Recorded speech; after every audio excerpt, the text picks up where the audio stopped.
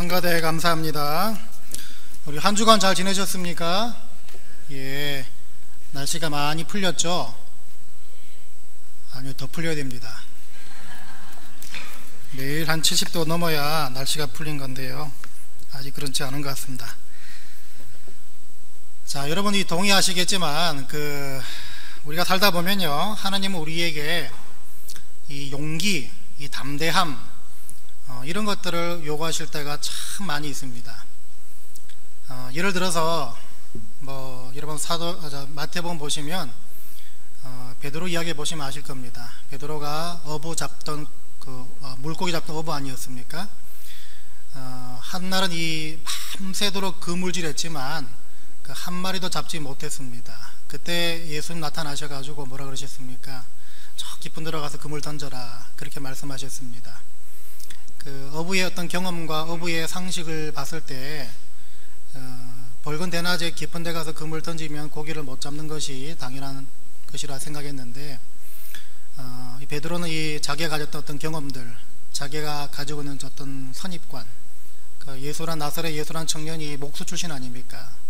저 목수가 뭘 알겠나 했던 이 선입관을 다 버렸습니다. 그래서 내가 주님 말씀 의지해서 깊은 데로 가 그물 던지겠습니다 했을 때 어떻게 했습니까?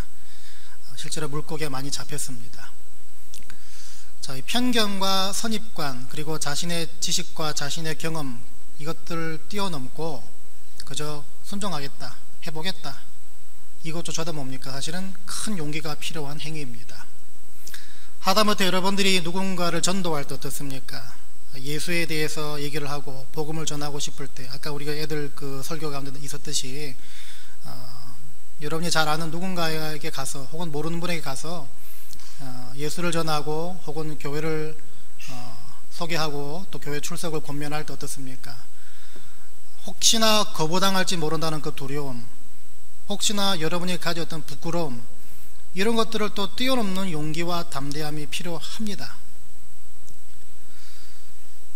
어떨 때는요, 여러분들이 누군 미워하는 사람이 있다 그러면 여러분의 그 감정을 뛰어넘을 만한 또 용기가 필요합니다. 저 사람 내가 사랑해야겠다, 저 사람 내가 용서해야겠다, 그 결단에 함께 동반되는 그 용기, 그 담대함 역시 필요하다는 것입니다. 또 예를 들어서 만일에 지난 주일 밤처럼 비가 많이 왔습니다. 비가 많이 오니까 또 그런 날은 차 안에 앞유리창에 서리가 많이 끼지 않습니까? 만일에 예를 들어서요, 저와 제 아내가 그 서리를 누구가 닦냐, 그 주제를 가지고 얘기를 하다가 논쟁이 붙어가지고 서로 싸웠다. 네가 닦아라, 아니면 내가 안 닦는다, 내가 하는 일이 더 많지 않느냐, 이런 걸로 막 서로 싸웠다.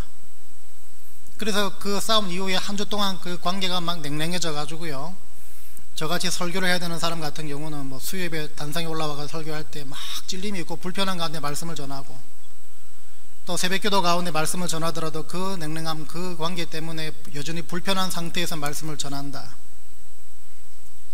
왜 이렇게 이 생생한 그 현실처럼 느껴질 수 있겠습니까? 그때마다 하나님께서 네가 그러면 되느냐, 자꾸 그런 찔림을 주신다면요, 용기를 내 가지고 내가 잘못했다, 용서해달라, 그렇게 말하는 것조차 사실 뭡니까? 담대함과 용기가 필요하다는 것입니다. 여러분 아까 우리 어린이 설교 때 잠깐 나눴지만요, 식사 기도하는 것도 마찬가지입니다. 우리가 식당 가거나 공공장소 가서 홀로 음식을 받아가지고 이렇게 식사 기도하는 거, 어떤 분들한테는 그게 참 큰 용기가 필요한 행위일 수 있습니다. 자, 그런데 그렇다고 해서 그 사람 믿음이 없다, 함부로 손가락 찰 수 있겠습니까? 못하죠. 왜냐하면 우리 믿음은요, 우리가 믿음에 동반되는 어떤 행함은요, 자라나는 것이고 넓어지는 것이고 깊어지는 것입니다. 한순간에 그렇게 좋은 신앙, 좋은 믿음을 가질 수 없기 때문입니다. 그래서 자라나고 깊어지고 성숙되어져 가고 넓어진다는 그 측면에서 우리는 다른 사람의 믿음을 함부로 판단할 수 없는 것입니다. 그래서 어떤 사람은 기도하는 것, 전혀 식사 기도를 하지 않다가 이제 조금 하기 시작하면서 조금 자라나면서 신발끈 묶는 셈 치면서 기도하는 분도 계시고요, 또 저기서 조금 더 자라나면요, 이제는 조금 눈을 잠시 감았다 기도하는 그 모습으로 자라날 수 있고요. 또 그랬던 사람이 좀 시간이 지나면서요, 정말 이제는 손을 모으고 기도하는 그 모습으로 또 성장할 수 있는 것입니다. 또 그랬던 사람이 이제는 외식을 할 때 가족들과 함께 식탁에서 손을 잡고 함께 식사 기도를 하는 그런 자라남까지 미칠 수 있는 것입니다.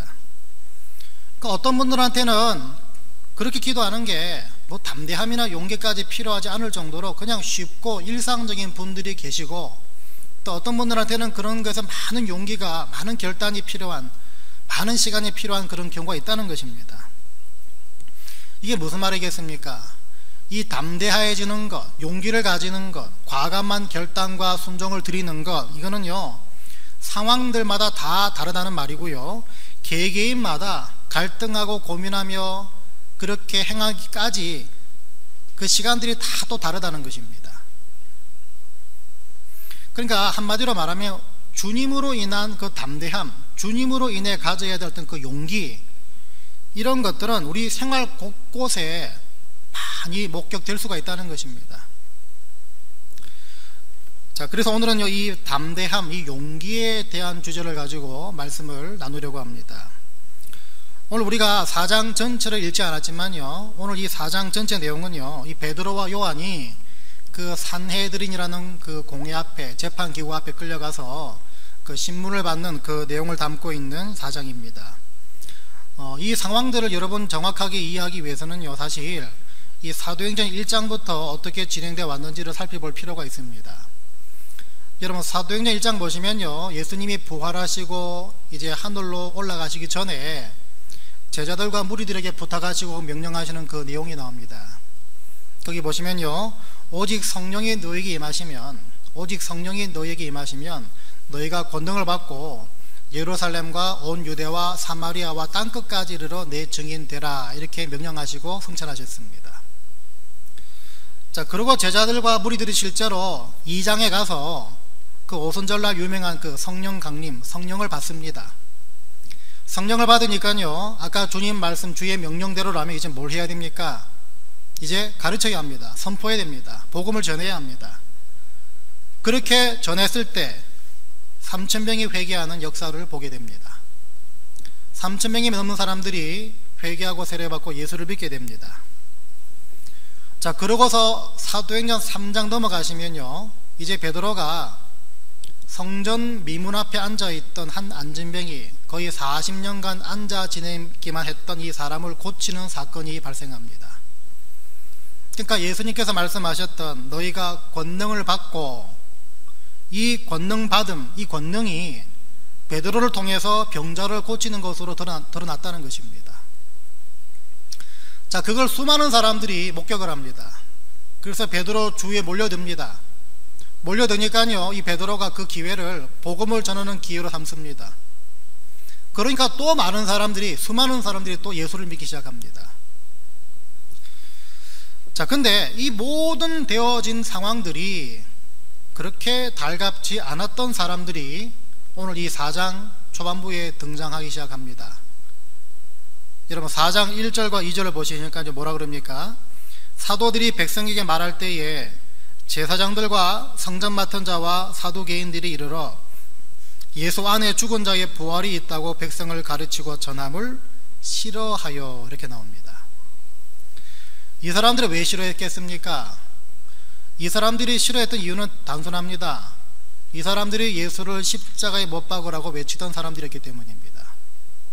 더군다나 이 사람들은 그런 예수의 부활을 믿지 않던 사람들이었습니다.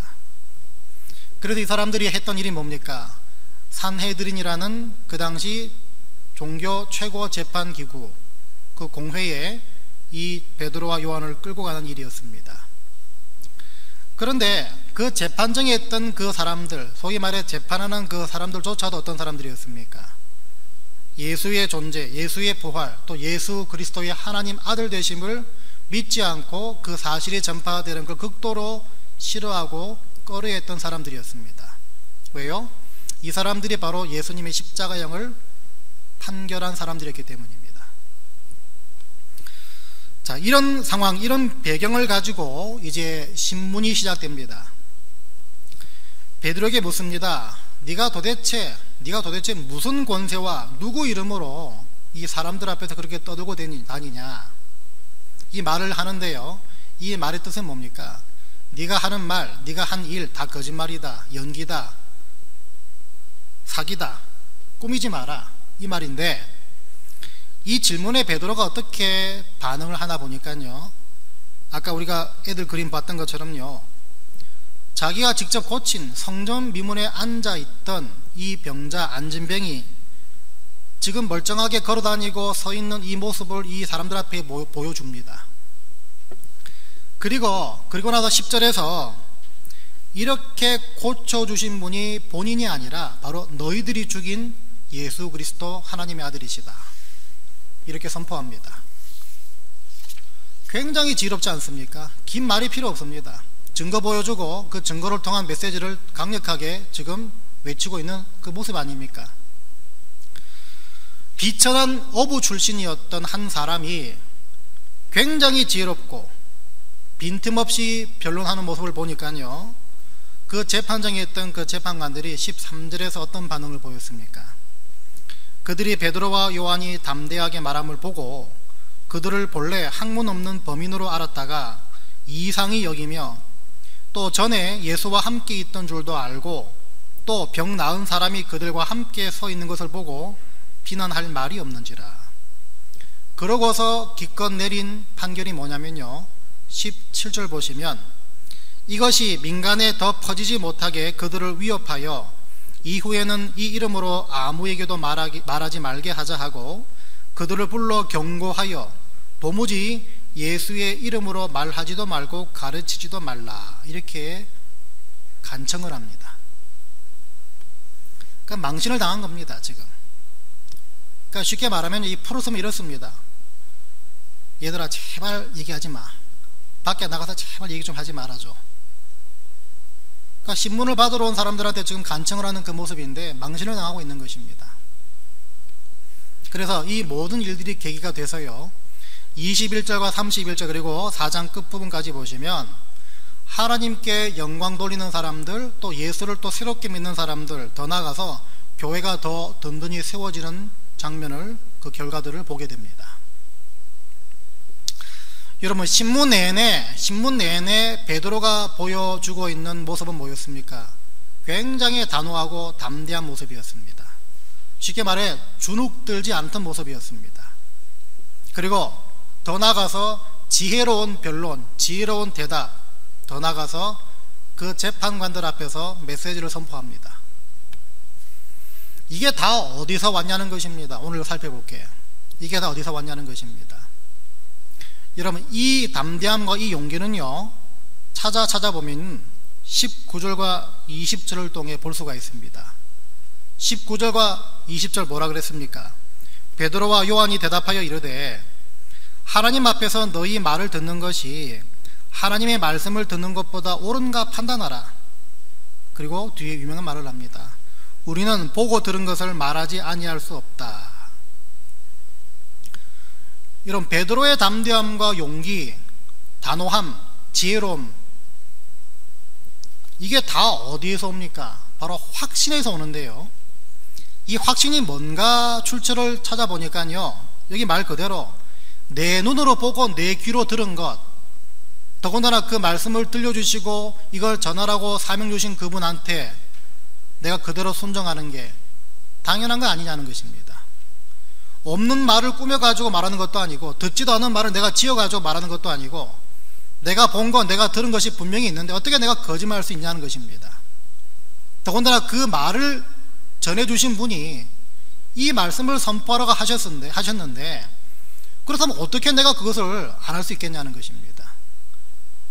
그러니까 이게 없는 사실을 만들어내는 것이 아니라, 또 감정적으로 반응하는 것이 아니라 굉장히 논리적이라는 것입니다. 베드로의 용기는 확신에서 온 것이고요, 이 확신은 바로 어디서 왔다는 말입니까? 그냥 보고 들은 것을 말하는 것밖에 없다는 것, 바로 그 사실로부터 왔다는 것입니다.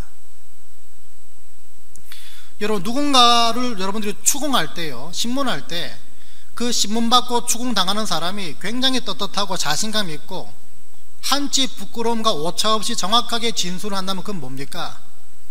그 사람 가운데 자기는 무죄다라는 확신이 있다는 것입니다. 보여줄 증거도 많고요, 알리바이도 다 성립되고요. 그러다 보니까 할 말이 추궁당할 건소가 없다는 것입니다.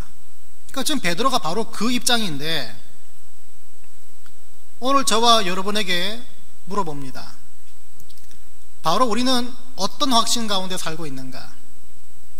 예수를 믿고 살아가는 가운데, 또 서두에서 말씀드린 것처럼 하나님께서는 우리에게 많은 경우에 담대함과 용기를 가지기 원하시는데, 그렇다면 그 용기와 담대함을 가지기 위한 그 확신, 우리는 과연 어떤 확신이 있냐는 것입니다.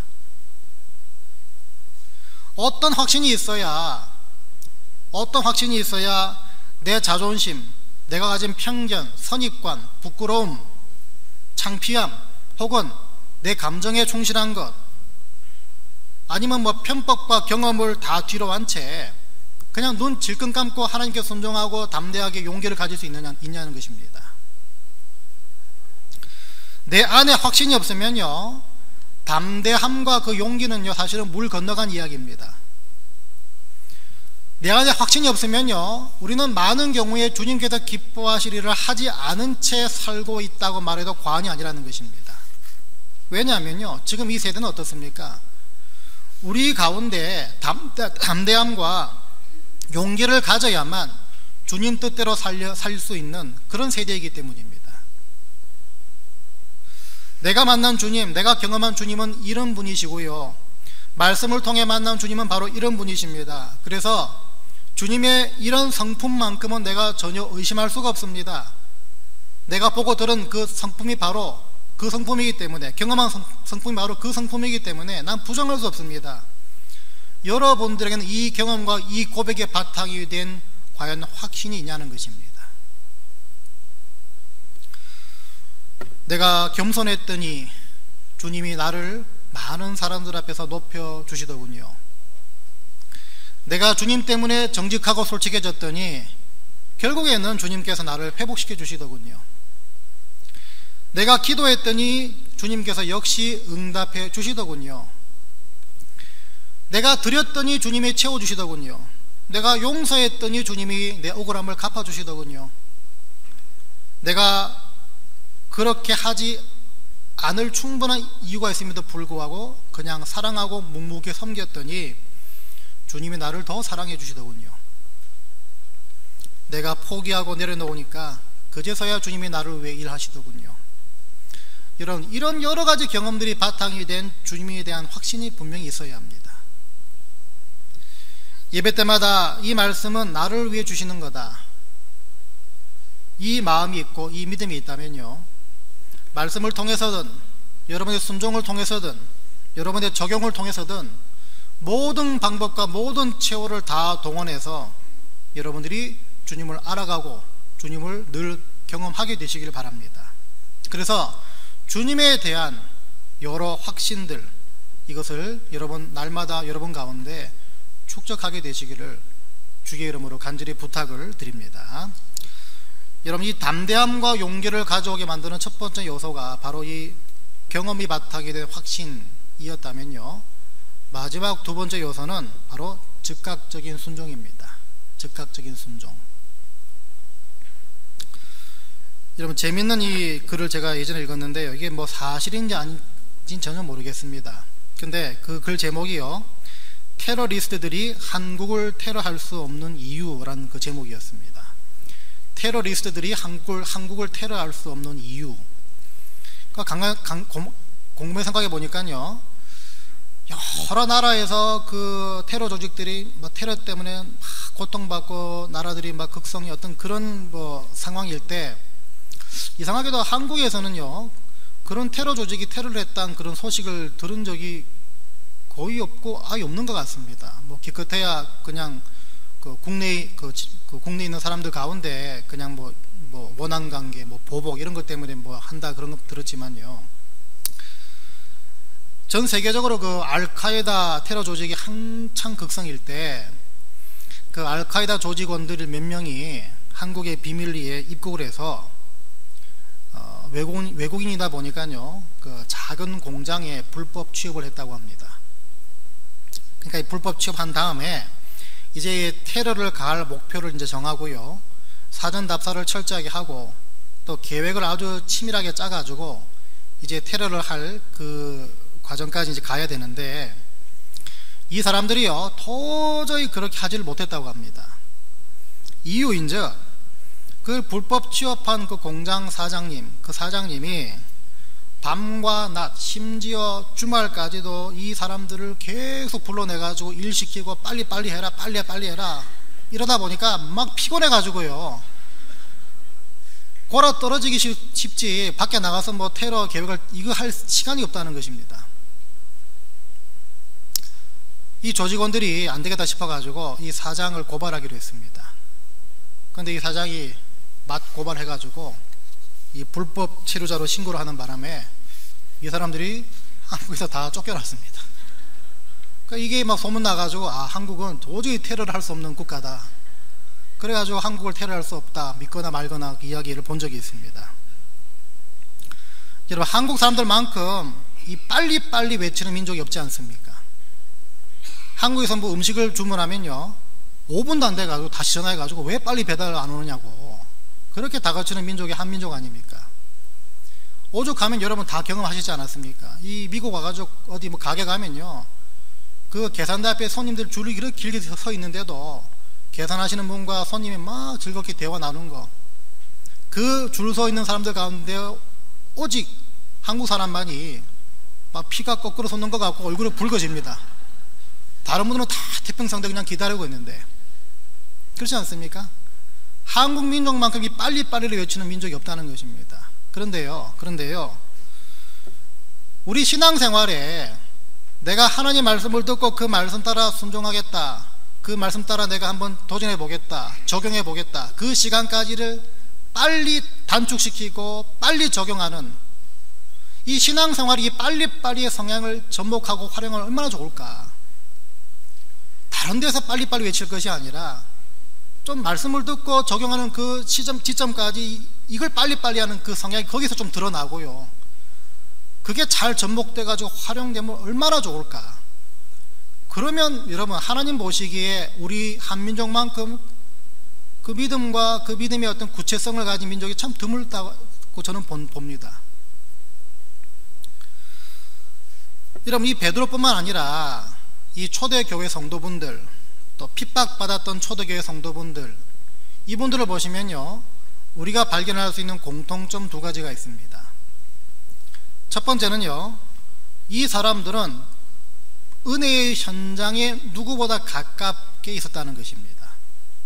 두 번째는요 그 은혜의 현장에 있었기 때문에 그 은혜를 받은 이후부터 풀어내고 적용하는 그 순종까지의 시간이 짧았다는 것입니다. 이게 무슨 말인가 하면요 우리같이 신약의 시대를 살고 있는 성도분들 우리들이 절대로 누릴 수 없고 절대로 경험할 수 없는 다시 말해서 초대교회 성도들만이 누렸던 그 어드밴티지가 하나 있습니다. 바로 이 사람들은요 예수를 직접 경험한 사람들이라는 어드밴티지입니다. 예수의 말씀을 직접 들었고 예수를 직접 봤고 심지어 예수를 직접 만졌습니다. 예수의 부활을 직접 경험했고요 예수의 하늘로의 승천을 직접 목격한 사람들 그 은혜의 현장에 있었다는 그 측면을 봤을 때는요 우리가 절대로 누릴 수 없고 가질 수 없는 그들만의 그 어드밴티지입니다. 이 사도행전 보시더라도요 예수의 승천 이후에 그 오순절날 성령이 강림해 가지고 많은 사람들이 각종 나라 말로 방언하는 것을 직접 목격하는 현장이 있었고요 베드로가 성전 미문에 앉아있던 안진뱅이를 고치는 그 현장을 직접 본 사람들이었습니다.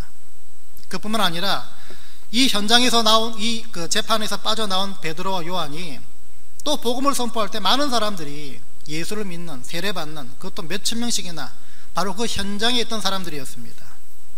이게 바로 우리가 지금을 사는 우리가 절대로 따라갈 수 없는 저들이만이 가지고 있는 어드밴티지 다시 말해 생생한 현장성이라고 말할 수가 있는데 그래서 여러분 요즘 시대에서요 예수 안 믿는 분들의 말을 한번 들어보십시오.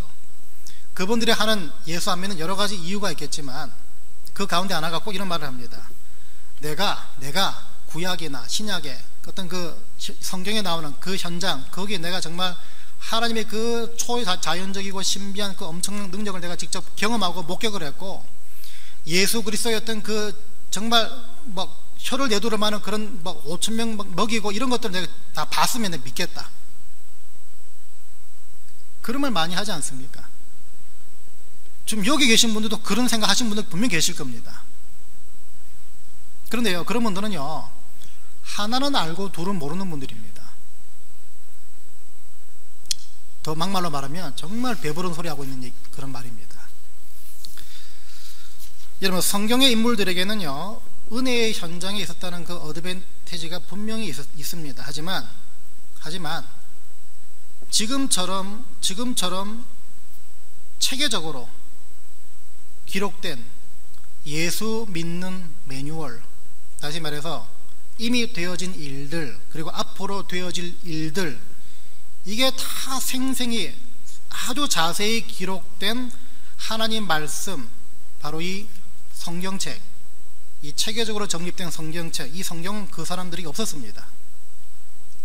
그래서 저 사람들은요, 직접 몸으로 떼우고 부딪히고 질책받고 또 야단맞고 깨지고 그런 가진 고생을 다 하면서 예수를 믿고 하나님의 존재를 인정했지만, 우리에게는요, 이 말씀을 통해 믿을 수 있는 편리함과 용이함이 있다는 것입니다.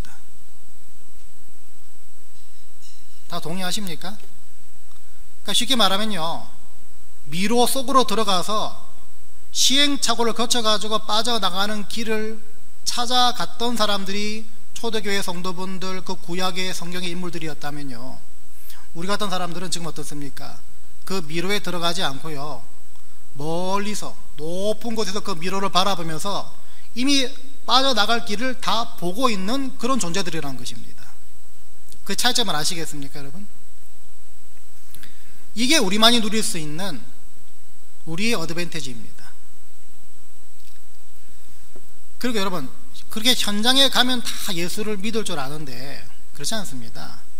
그렇게 말하시는 분일수록요, 본인이, 참 죄송한 말이지만 본인이 바리새인 같이 될 사람, 예수 안 믿을 사람 될 거라고 전혀 생각이 못 하십니까? 현장에 있어서도, 예수를 경험해서도 안 믿는 사람들 성경에 나오지 않습니까? 본인이 그런 사람 될 거라고 왜 생각 못 하십니까? 그래서 여러분, 제가 말씀드리고자 하는 것은요, 베드로처럼, 사도들처럼 예수님과 직접 생활하고 부딪히고 부활을 목격하고 또 직접 말씀을 다 들었던 그 어드밴티지나, 우리처럼 말씀을 통해서 편하게 예수를 경험하는 그 어드밴티지, 이 둘 중에 뭐가 더 낫다, 뭐가 더 좋다, 이렇게 말할 수 없다는 것입니다. 은혜의 현장에 있던, 말씀을 통해 은혜를 받든 간에 하나님은 그냥 우리에게 가장 잘 맞는 방법으로 찾아오시고 우리로 하여금 하나님은 그냥 경험하게 해주십니다. 그냥 우리는 그걸 빨리 알아차리면 된다는 것입니다. 그래서 이 두 가지보다 더 중요한 것은요, 그 경험을 일상에서 적용하고 풀어내고 또 나누기까지의 시간이 가능한 빨리 짧아야 한다는 것입니다. 그 두 가지가 바로 구약과 신약의 성도들에게 다 요구되는 것입니다. 어떻게 은혜를 받는, 이게 문제가 아니라는 것입니다. 만일에 베드로가요, 그 사도행전 2장에서 성령을 받은 다음에 갑자기 잠적했다고 생각해 보시기 바랍니다. 갑자기 성경에서 사라졌다 생각해 보시기 바랍니다. 성령 받은 이후에 잠적했다가 5년이나 10년 지난 다음에 나타나가지고 그제서야 뭐 주의를 해보겠다, 이렇게 설친다고 생각해 보시기 바랍니다. 제대로 했을 거라 생각하십니까? 그렇지 못합니다. 그 성령 받았을 때 그 열정, 그 뜨거움, 그 감격, 이거 다 잃어버린 상태입니다. 다 식어지기 때문입니다. 우리가 다 알지 않습니까? 그래서 여러분, 쉬운 말로 우리는요, 물 들어올 때 빨리 노져야 합니다. 물 들어올 때 빨리 노져야 합니다. 물론 사도 바울처럼 예수를 극적으로 만난 다음에 하나님이 일부러 의도적으로 고향 다소로 10년 동안, 10년 넘게 머물러 있어라, 그렇게 하시는 경우도 있겠죠.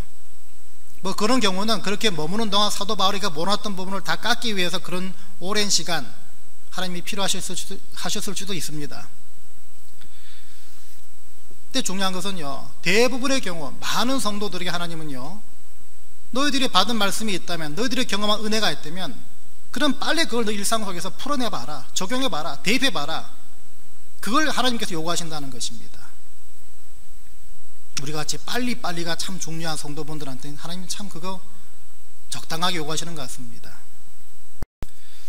여러분, 매주 받는 말씀이 있는데요, 매주 듣는 말씀이 있지 않습니까? 이 설교자뿐만 아니라 여러분 주중에서라도 여러 경로를 통해서 하나님 말씀을 접하지 않습니까?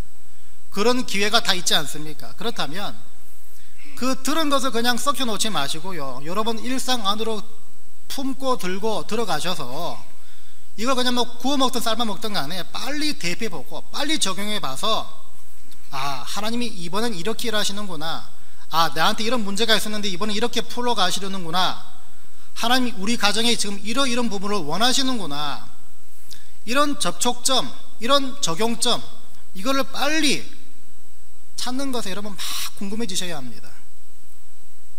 막 기대가 되어야 된다는 것입니다. 하나님은 어떤 의도로 오늘 우리에게 이런 말씀 주실까? 어떤 목적으로, 어떤 이유로 지금 나한테 이런 말씀을 주실까? 이것들이 막 빨리빨리 궁금해져야 된다는 것입니다. 오늘부터 새롭게 시작하는 한 달에 한 번 있는 이 그룹 모임이란 것도요, 그렇게 내가 살도록 하나님께서 연습시켜 주시는 안전장치라고 말할 수 있고요, 내가 그렇게라도 해야 하나님의 은혜를 내 구체적으로 풀어낼 수 있구나, 적용할 수 있구나, 이걸 하기 위해 정말 제도화한 그런 모임이라고 볼 수가 있는 것입니다. 즉각적인 반응과 순종이 왜 중요하고 왜 필요한지, 왜 하나님께서 우리에게 그렇게 요구하시는가, 이것을요 여러분 많이 들으셨던 아브라함 이야기를 통해서 나누고 설교를 마칠까 합니다. 이 아브라함이라는 한 개인의 인생을 봤을 때 하나님 보시기에, 야, 얘는 참 됐다, 이제 더 볼 것 없다, 어떤 그 피크가 언제인가 보시면요, 여러분 잘 아시는 창세기 22장에 아브라함이 하나님의 네 아들 이삭을 내 제물로 바쳐라 라고 하셨던 그 시험 받는 그 포인트, 그 때가 가장 아브라함 인생의 그 피크라고 볼 수가 있습니다. 신앙의 피크, 인생의 그 믿음의 피크, 이렇게 볼 수가 있는데, 그 창세기 22장 1절부터 보시면요, 여러분 잘 아시는 하나님의 말씀이 이렇게 하십니다. 하나님이 아브라함을 시험하시려고 부르시되 아브라함아 하시니 그가 이르되 내가 여기 있나이다. 여호와께서 이르시되 내 아들 내 사랑하는 독자 이삭을 데리고 모리아 땅으로 가서 내가 네게 일러준 한 산 거기서 그를 번제로 드리라, 이렇게 말씀하십니다. 뭔 말입니까? 태워 죽이라는 것이죠. 태워 죽이라는 것. 저도 아들 하나인데요, 여러분 자녀 하나분 많이 계시지 않습니까?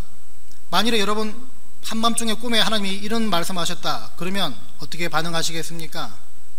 저 같으면요, 이야, 이 개꿈이다 그러고 그냥 넘어갈 것 같은데, 아브라함이 어떻게 반응했나 보니까요, 여러분 눈여겨보시기 바랍니다. 아브라함이 아침에 일찍이 일어나 나귀의 안장을 지우고 두 종과 그의 아들 이삭을 데리고 번제에 쓸 나무를 쪼개어 가지고 떠나 하나님이 자기에게 일러주신 곳으로 갔다, 이렇게 나와 있습니다. 여기서 자꾸 눈에 거슬리는 부분이 어디입니까?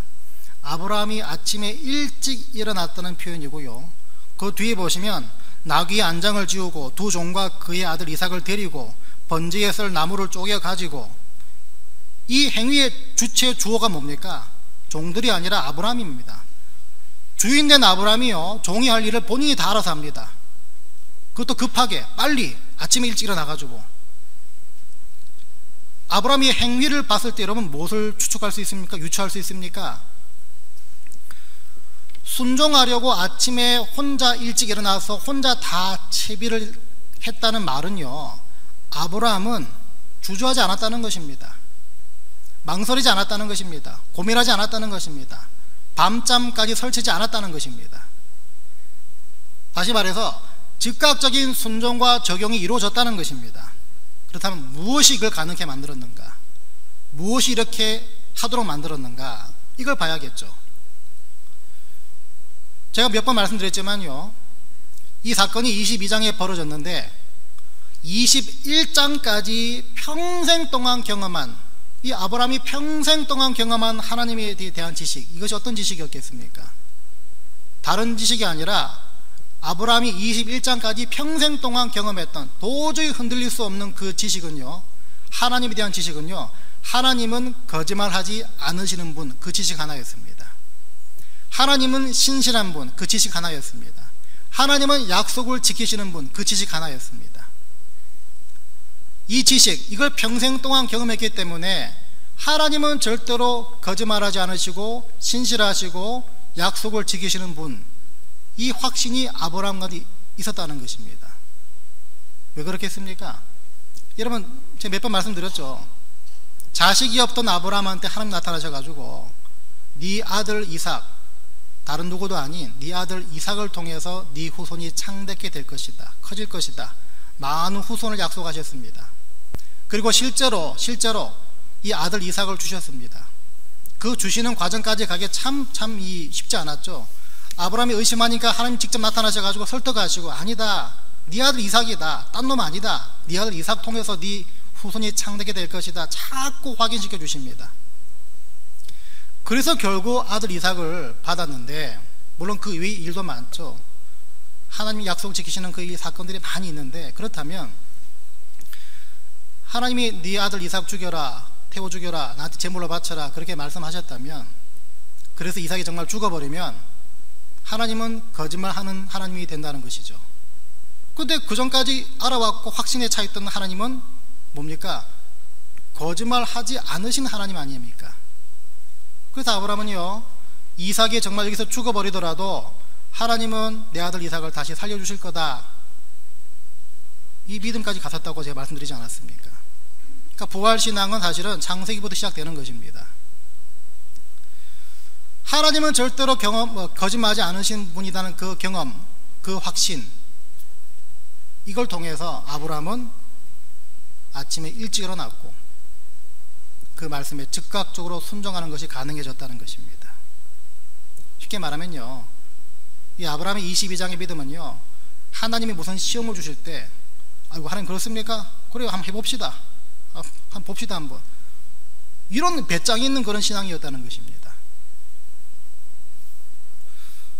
여러분, 받은 말씀과 받은 은혜를 그냥 묵혀두고 있으면요, 성령께서, 여러분 안에 다 내주하시는 성령께서는요, 너 지금 뭐하냐?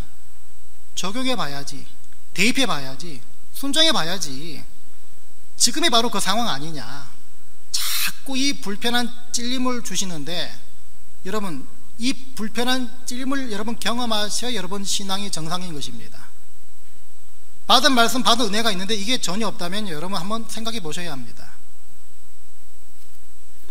다시 말해서 말씀과 은혜를 받으셨다면요, 내 생각, 내 기준, 내 편견, 내 게으름, 이게 들어갈 틈새, 끼어 들어갈 틈새를 주지 말라는 것입니다.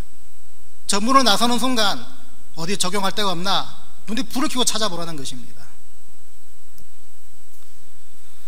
오늘부터 한 달에 한 번 있을 이 그런 모임이 바로 저와 여러분들이 받은 말씀과 받은 은혜를 즉각적으로 일상 속에 대입하고 적용해 봐서 하나님의 일하심, 정말 내 일상 가운데 있구나, 이걸 발견하게 만들고 이걸 나누게 만드는 그런 모임으로 여러분 키워가게 되시길 바랍니다.